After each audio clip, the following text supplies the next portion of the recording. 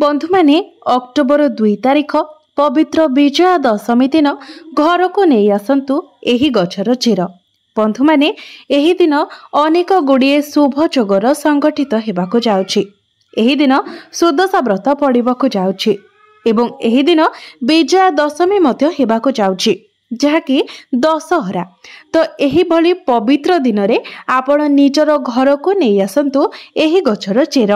तेबे बंधु माने एही गछर चेरटी को आपण चाहिए तो जेकोसी दिन रे आनी पारिबे, किंतु किछि विशेष दिन रहिछि जे दिन गुड़िकरे जदि आपण एही चेर को आणती तो एही चेरर चमत्कारी शक्ति रे वृद्धि होइथाय एवं एहा आपणको अधिक शुभ फल प्रदान करिथाय। तेणु जदि किछि विशेष दिन रे आपण एही चेर को आणुछंती तो आपणको एहा अधिक लाभ प्रदान करि पारिबो। बंधु माने आजिर एही वीडियो रे म आपणको जे चेर विषय रे कहिबाकू जाउछि तो एही जे गछटी होइथाय ताहा हमको बहुत साधारण बोली माने होइथाय, कारण एही गछटी बहुत सहजरे प्रत्येक स्थान रे मिल जाय थाय। आमे समस्ते एही गछ सहित परिचित अटे एवं एही गछ आम पाई बहुत साधारण मध्य अटे, मात्र एहार गुण असाधारण अटे जहाँकि आम समस्तंको जणा न थाए। बंधु माने जदि आपण थरे भी एहार चमत्कारी गुण जानि जानती तो निश्चित भाबरे एही गछटी को आपण आ साधारण गछ बोली भाबिबे नाही, कारण एहा आपणको जीवन को संपूर्ण भाबरे बदलाई देबो। बंधु माने आम जीवन रे गछलता मानकर बहुत अधिक महत्व रही थाए, कारण एपरी किछि वृक्षलता रही थांती जे माननको आमे देवी देवता भले पूजा करि थाउ, से माने आम पई देवतुल्य होई थांती। एही गछ गुडी को पूजा करबा द्वारा आमको आमर मनस्कामना पूर्ण करिबारे बहुत सहायक होई थाए एवं एपरी किछि अनेक गछ रही थाए जे गुडीक औषधीय गुण रे भरी होई रही थाए एवं आमर जीवन रक्षा करिबारे मध्य सेही गछ गुडीक आमर अनेक उपकार करिथांती। तो वृक्षलता माने निश्चित भाबरे आमको अनेक गुडीए चमत्कारी लाभ प्रदान करिथांती। एही दिन घर को नहीं आसंतु एही गछर चेर को। आपणको जीवन रे चलीथिबा समस्त दुख कष्ट एवं समस्यार होइजिबो अंत। एहा सहित आपणकर समस्त मनस्कामना मध्य पूर्ण होइजिबो। आपणको जीवन रे जे कोनोसी भी समस्या चली थाउ, ताहा धनजनित समस्या हेउ किंबा चाकिरी को नहीं हेउ किंबा व्यापार वाणिज्य को नहीं हेउ किंबा चाकिरी समस्या थाउ, एही समस्त समस्या को दूर करिदेबो एही गछर चेर। अनेक प्रकारर रोग बाध्यरु मध्य एहा आपणको रक्षा करिथाए। सेथिपई आपण माने भिडियोटी को स्किप न करी शेष पर्यंत निश्चय देखंतु। तेबे बंधु माने भिडियोटी रे आगो को बढ़िबा पूर्वरु भिडियोटी को लाइक करी चैनल टी को सब्सक्राइब करि दियंतु एवं कमेंट बॉक्स रे भक्ति एवं श्रद्धार सहित जय मां लक्ष्मी निश्चय लिखंतु। तेबे बंधु माने एही गछटी सहित आपण माने समस्ते भल भाबरे परिचित देबे एवं एही गछटी को एक साधारण गछ भाबी एहाको आपण अणदेखा मध्य करि देइथिबे। एमिति कि जदि आपणकर घर पाखरे एही गछ उठिथिबो तेबे आपण एही गछ को अनाबना गछ भाबी ओपाडी की फोपाडी मध्य देइथिबे। तेबे बंधु माने आपण माने जानि रखिबा उचित जे एहा कोनोसी अनाबना गछ नुहे, एहा एक एपरी चमत्कारी गछ जेउथिरे भगवान शिव शंकर, भगवान शनिदेव एवं मां लक्ष्मीकर वास होइथाए। एमिति कि एही गछर मूलरे मां गंगाकर मध्य वास होइथाए। तेबे आपण जदि एही गछर तांत्रिक एवं आयुर्वेदिक गुण विषय जानि नेबे तेबे आपणको पाई मध्य एही गछटी अत्यंत मूल्यवान होइजिबो एवं एही गछटी को आपण मध्य निजर दिनचर्या रे व्यवहार करिबाको लागिबे। जदि आपण निज जीवन रे दुख, दारिद्र्यता, कष्ट एवं अनेक गुड़िए समस्या पाई चिंतित अछंती तेबे एही गछर व्यवहार करी आपण से समस्त समस्यारू मुक्ति पाई पारिबे। तेबे सरल भाषा रे कहिबाकू गले जदि आपणको जीवन रे धनजनित समस्या देखा जाउछि, धनजनित समस्या को नै आपण चिंतित अछंती, तेबे एही गछ को जदि आपण सठिक भाबरे साधना करि नेबे अर्थात एही गछ सहित जड़ित उपाय गुडी को आपण सठिक भाबरे करि नेबे तेबे निश्चय भाबरे आपणको मां लक्ष्मीकर कृपा प्राप्त हेबो। एवं आपणक जीवन रे चलीथिबा समस्त धनजनित समस्यार मध्य समाधान होइजिवो एवं विभिन्न दिगरु आपणकर रोजगार हेबो जहा फल रे आपणकर आर्थिक स्थिति मध्य धीरे धीरे सुदृढ़ हेबाको लागिवो। एमिति कि जदि आपण शत्रुंक द्वारा पीड़ित हेउछंती शत्रुजनित समस्यार सम्मुखीन हेउछंती तेबे सठिक भावरे एही गच्छर साधना करिनेबा द्वारा भगवान शनिदेवंक कृपारु आपणको शत्रु पीड़ारु मध्य मुक्ति मिलिबो। एमिति कि अन्य किछि कारण पई जदि आपण निज जीवन रे चिंतित थिले आपणकर भाग्य आपणकर साथ देउ नथिला तेबे आपणको सठिक भावरे एही गच्छटीर साधना करिबाको हेबो एवं प्रभु भोला शंकरंकर आशीर्वाद मध्य प्राप्त करिबाको हेबो। एवं आपण जदि प्रभु भोला शंकर को प्रसन्न करिनियंती तेबे काल भी आपणकर किछि असुविधा करि परिबो नाही कारण भगवान भोला शंकर हेउछंती कालकर काल महाकाल तांकर आशीर्वाद जहाको प्राप्त होई थाए कोनोसी भी शक्ति दुनियार कोनोसी भी शक्ति तार किछि भी क्षति करि पारि न थाए। तेबे बंधु माने एही गच्छर केउ भाग आपनकु केउ परिमाण रे व्यवहार करबाको हेबो से विषय जानिबा मध्य अधिक गुरुत्वपूर्ण अटे एवं जेउ विषय आज मो आपनकु एही वीडियो रे कहिबाको जाउछि तेबे बंधु माने एही गच्छटीर दुईटी गुण रहिछि आयुर्वेदिक गुण एवं तांत्रिक गुण। आयुर्वेदिक गुण अर्थात जदि आपण कोनोसी रोग को नै चिंतित अछंती कोनोसी रोग पिछा आपण लक्ष लक्ष टका खर्च करिसेंती तापरे भी आपनकु कोनोसी लाभ प्राप्त होई नाही तेबे आपण एही गच्छटीर व्यवहार निश्चय भाबरे करि परिबे। तापरे आपण निजे देखिबे जे आपनकर बेमारी निश्चय भाबरे धीरे धीरे भलो हेबाकु लागिबो। एही गच्छटीर महत्व आयुर्वेदिक रे बहुत अधिक रही अछि एवं जदि आपण एही गच्छटीर तांत्रिक प्रयोग विषय जानि नेबे तेबे आपण निज जीवन रे केबे भी कष्ट देखिबाकु पाइबे नाही। धनर स्रोत आपणको पई बढ़िबाकु लागिबो धीरे धीरे आपणको गृह को धनर आगमन मध्य बढ़िबाकु लागिबो।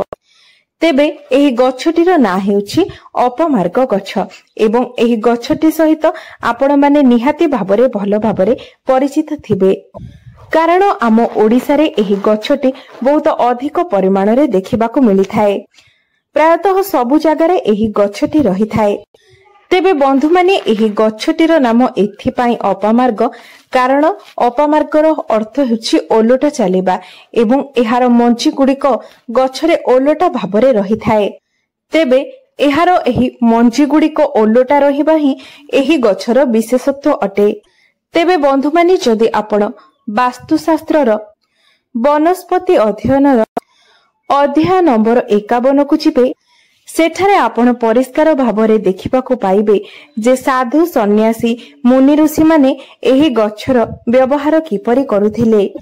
पूर्व काल रे एही गच्छको धर्मशास्त्र रे एक शुभ गच्छ बोली माना जाउथिला एपरि मध्य माना जाउथिला जे एही गच्छर व्यवहार करी आपण निज शरीर रे पुष्टि सारर संतुलन को मध्य रक्षा करि पारिबे। तेबे पूर्व काल रे जेतेबेले मुनि ऋषि माने मास मास धरी भगवान को तपस्या करुथिले भगवान को आराधना रे लीन रहुथिले सेतेबेले सेमाने एही गच्छर मंजीर खेचुड़ी किंबा खीरी बनाई खाउथिले जहा फल रे 10 दिन पर्यंत सेमानंकु भोक शोष लागु नथिला। सेथि पई पूर्व काल रे मुनि ऋषि माने एही गच्छ को सर्वदा निज पाखरे रखुथिले एवं एहार मंजीर व्यवहार मध्य करुथिले। एहा एक चमत्कारी गच्छ अटे कारण एहा उपरे अमृतर किछि बुंदा मध्य पडिथिला कारण जेतेबेले समुद्रर मंथन होइथिला एवं एही अमृतटी धरा पृष्ठ को आसीथिला सेतेबेले एही अपमार्ग गच्छटी उपरे किछि बुंदा अमृत पड़ी जाइथिला जहा फल रे कि एहार मूल रे मां गंगाकर वास होइथाए। तो जदि आपणको पाखरे पुराणा कालिया लोक केही थिबे तेबे आपण सेमानक ठारू निश्चय एही कथा बुझी पारिबे जे प्राचीन कालर लोक माने एहार मूलर व्यवहार निश्चय भाबरे करुथिले। सेमाने एही गच्छर मूल रे दांत घसुथिले जदि आपणकर दांत रे दरज रहुछि पायरिया होइछि दांत हळदिया पड़ी जाइछि किंबा दांत रे बैक्टेरिया जमी जाइछन्ति तेबे एही सब समस्या पाई एही गच्छटी आपणक पाई रामबाण परि होई पारे। तेबे आसंतु आमे प्रथमे एही गछर आयुर्वेदिक गुण विषय जानिनेबा तापरे आमे एही गछर तांत्रिक प्रयोग विषय जानिबा। तेबे यार प्रथम आयुर्वेदिक गुण हेउची जदि आपण दांतरे दरज अनुभव करूछंती, दांत मूलरे बैक्टेरिया जमी जायछि, अनेक औषध खाइला परे मध्य आपणकु कोनोसी उपशम मिलु नाही, तेबे मात्र 15 दिन पर्यंत भी जदि आपण एही गछर मूल किंबा चेररे दांत घसंती तेबे देखिबे आपणकर दांत जनित समस्या तुरंत ठीक होई जिवो। एवं जदि आपण आपणकर माढ़ी रे कोनोसी प्रकारर समस्यार अनुभव करूछंती तेबे लगातार 1 मास पर्यंत एहार मूलरे दांत घसिबा द्वारा माढ़ी जनित समस्या मध्य दूर होई जिवो। जदि आपणकर दांत गुड़िक हलदिया पड़ी जायछि तेबे एपरि माना जाए जे अपमार्ग चेर किंबा मूलरे दांत घसिबा द्वारा दांत गुड़िक मोती परि चमकी उठी थाए। बंधु माने आजिका जुगरे अनेक लोकंकर आंठुगोटी जनित समस्या देखिबाकू मिलुछि। अनेक लोकंकर आंठु गंठी रे जंत्रणा अनुभव हेउछि एवं अनेक औषध एवं तैलर व्यवहार परे मध्य सेथिरे कोनोसी उपशम मिली पारु नाही। तेबे एपरि परिस्थिति रे एही गछर प्रयोग ही आपनकु निश्चय भाबरे उपशम प्रदान करि पारिबो।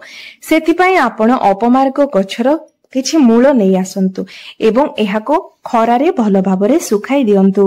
तापरे भल भाबरे सुखी गला परे आपण सेही चेररे पाउडर बनै नियंतु एवं सोरिष तेलरे सेही पाउडर को भल भाबरे फुटाई तापरे सेही तेल को आपणकर जंत्रणा हेउथिबा स्थान रे मालिश करंतु। तेबे एही प्रयोगटी जदि लगातार 2 मास पर्यंत आपण करंती तेबे निश्चय भाबरे आपणकु जंत्रणारो उपशम मिलिबो। बंधु माने आयुर्वेद रे एही गछटीर बहुत अधिक महत्व रही अछि। तेबे एही सब समस्या गुड़िक पई आपण एही गछटीर प्रयोग निश्चय भाबरे करंतु, कारण एथि पई आपणकु पैसा खर्च करिवार कोनोसी आवश्यकता नाही, मात्र किछि दिन समय देबार अछि। तेबे आपण लगातार भाबरे जदि एही गछटीर प्रयोग करिनियंती तेबे निश्चय भाबरे आपणकु आपणकर कष्टरु उपशम मिलिबो। तेबे एबे आसंतु जानिनेबा एही गछटीर तांत्रिक प्रयोग विषय। बंधु माने आपण माने जानिथिबे एपरि अनेक व्यक्ति रहिथांती जो माने सर्वदा सेमानक शत्रुक द्वारा पीड़ित होइथांती। प्रत्येक दिन सेमानकु शत्रुक द्वारा किछि ना किछि असुविधार सम्मुखीन हेबाकू पड़िथाए। सेमानकर शत्रु माने सर्वदा सेमानकर किछि ना किछि क्षति करिबा पई चाहिथांती। तेबे सेथिपाई आपणकु शनिवार दिन एही प्रयोगटी करिवार अछि। शनिवार दिन आपण अपमार्गर मंजी छिड़ाई आनंतु एवं एहाको एक नाली कपड़ारे बांधी दियंतु। तापरे आपण एही कपड़ाटी को धरी शनि ठाकुरंकर मूर्ति किंबा फोटोर गोटिए पाखरे बसंतु। आपण केबे भी शनि देवंकर सामना सामनी बसिबे नाही, डाहाण पाखरे किंबा बाम पाखरे बसिबे। तेबे तापरे आपण शनि चालीसार पाठ करंतु। तेबे आपणकु 51 थर शनि चालीसार पाठ करिवार अछि। तापरे आपण ए जो कपड़ाटी रखिथिबे जेंथिरे अपमार्ग मंजी बांधी करी रखिथिबे सेही कपड़ा को आपण एक एपरि स्थान रे रखंतु जेउठाको केही भी जीवा आसीबा करू नथिबे। तापरे आपण निजे लक्ष्य करि परिबे जे आपणकर शत्रु जेते भी शक्तिशाली होइथाउ एही उपायटी करिबा परे से तार सबु चेष्टा रे विफल हेबो। आपणकर शत्रु माने आपणकर क्षति करिबारे आउ कदापि भी समर्थ होई परिबे नाही एवं जदि अकारण रे आपणकर केही क्षति करिबा पई चाहुतिबो तेबे ओलोटा तार ही क्षति हेबो। द्वितीय रे जदि आपण चाहुछंती आपणकर व्यापार व्यवसाय रे उन्नति हेउ आपणको लाभ प्राप्त हेउ तेबे शुक्रवार दिन आपणको एही उपायटी करिवार अछि। शुक्रवार दिन आपण एहार मंजी को छिंडाई आनंतु एवं लाल कपड़ा रे बांधी ता ऊपर किछि सिंदूर रखि दियंतु। तापरे आपण एहाकु नै निजर व्यापार वाणिज्य स्थल रे रखि दियंतु।